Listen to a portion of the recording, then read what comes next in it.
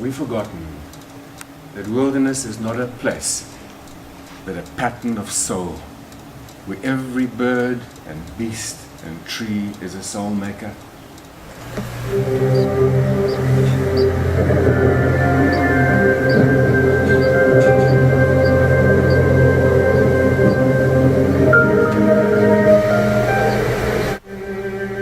We don't understand the earth as a sacred reality. The trees are sacred, the rivers, the mountains. The universe, in particular the planet Earth, is a communion of subjects, not a collection of objects. If we don't learn that, nothing's going to work.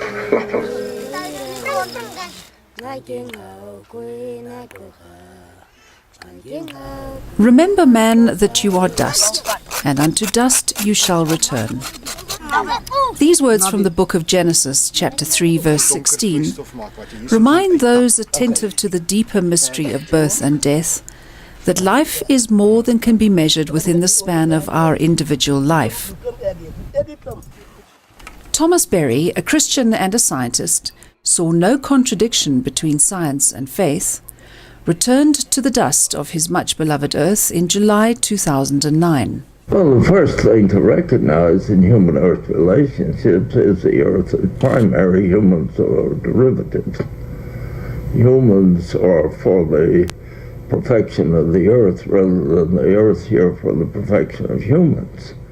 And medicine tends to begin with the human. It can't begin with the human. It has to begin with the idea that the human health is a subsystem of the Earth health. You cannot have well humans on a sick planet. And we've forgotten that wilderness is not a place, but a moving feast of stars, of footprints, of scales and beginnings. Since when did we become afraid of the night and that only the bright stars count, or that our moon is not our moon unless it is full? By whose command were the animals, through groping fingers, one for each hand, reduced to the big and the little five? The human species, along with all the vast variety of species of life, appears uniquely to have the capacity to be conscious of the reality of death while still alive. No other life forms, so far as is known, have rituals of burial, or a sense that life transcends their life. Humans give to the universe a consciousness of itself. In fact, in a certain sense, humans are the way in which the universe creates itself, because the human can be defined as that being in whom the universe reflects on and celebrates itself in a special mode of conscious self-awareness. And we've forgotten that every creature is within us, carried by tides of earthly blood, and that we named them. The great work of our times, I would say, is moving the human community from its present situation as a destructive presence on the planet to a benign or mutually enhancing presence. It's that simple. Thomas Berry says that our greatest challenge as a human species is to fulfill three roles: identity, diversity, and community. We must face this greatest challenge not simply as individuals, but also as a species. Species need to relate to other species, and humans need to relate to the other modes of being, because we are nothing without everything else. But it was an unlikely man from an unlikely place who helped understand what Thomas Berry meant. Buks Kruiper lives in the Kalahari. His home is the natural pre-industrial world where, before colonization and Western materialism took hold of Africa, the San people were in a much more balanced and harmonious interdependency between nature, humanity and technology than we are today.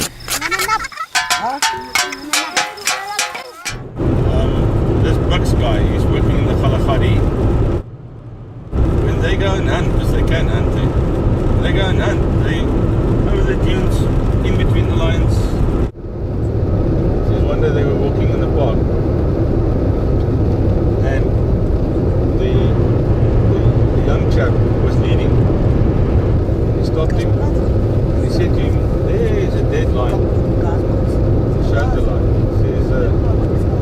to the guy, no, it's not a dead one. Ik zeg als die leeuw zit dood, die leeuw moet leren daar. Ja. Maar je zegt doen, ik zeg als niet. Kaas druk moeten, die kaas eten met de moeten. Hij is dat doen dan. En dan kunnen de gypsy mensen doen. Daar ben ik kom. Ik zeg, wat? Stop! Spring op en die staan. Ik zeg, kaas. Kaas het twee leeuw op de tijd. Twee leeuw. Wat zei je, Leeuw, jij is honger, die is niet honger, die los mee. Hij moet ook staan. Hij moet staan. Ja. Leeuw heeft verstaan, hij heeft goed verstaan. Ja. Leeuw. Ja, en als je vir hom sê, sit, dan sit hy. Ja, praat maar mooi, hij verstaan. Ja. Wat praat jy? Jou los. Ja, wragtig. Maak dat zien ook als je een vloek. Hey.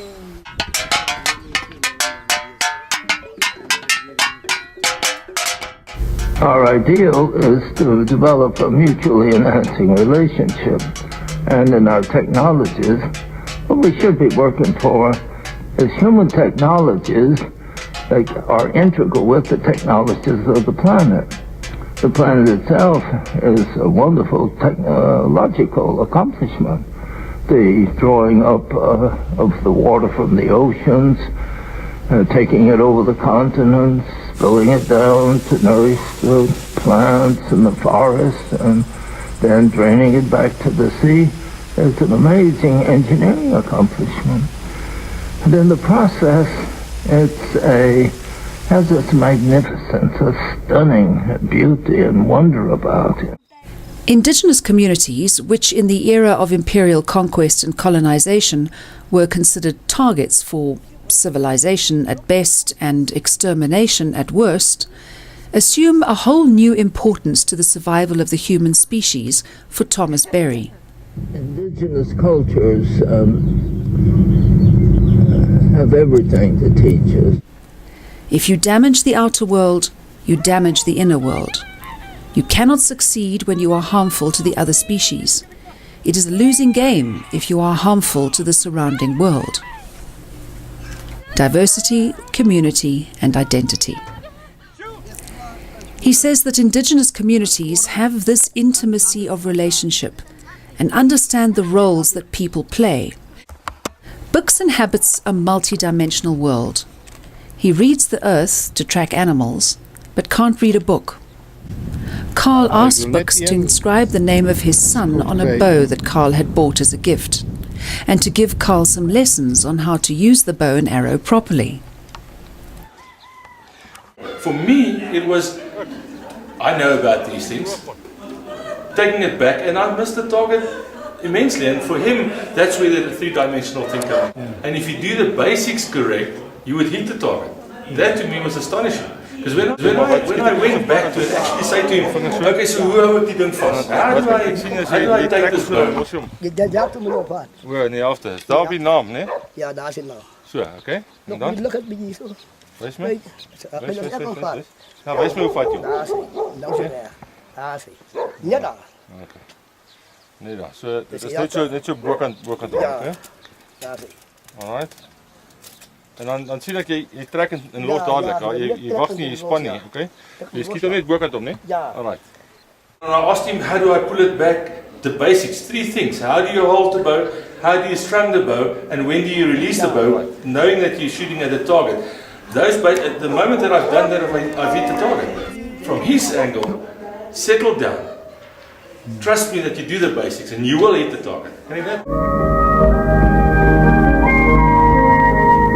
As human beings, our great need is to become integral with the community that brings us into existence, that provides us with the nourishment that we need physically and psychically, and enables us to experience that high delight in existence for which all things are made.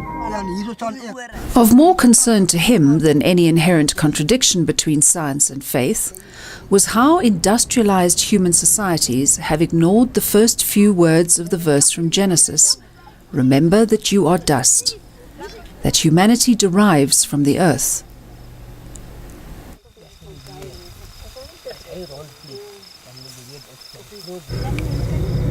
We might summarize our present human situation by a simple statement that In the 20th century, the glory of the human has become the desolation of the earth. And now, the desolation of the earth is becoming the destiny of the human. Have we forgotten that wilderness is not a place, but a season, and that we are in its final hour? From here on, the primary judgment of all human institutions, professions, and programs and activities will be determined by the extent to which they inhibit, ignore, or foster a mutually enhancing human-earth relationship. Shortly before Thomas Berry returned to the dust, he was asked, "What does the earth desire of us?" This is what he wrote: "To be admired in her loveliness, to be tasted in her delicious fruits, to be listened to her in her teaching, to be endured in the severity of her discipline, to be cared for as the maternal source, once we have gone to the destiny to which we return." Hãy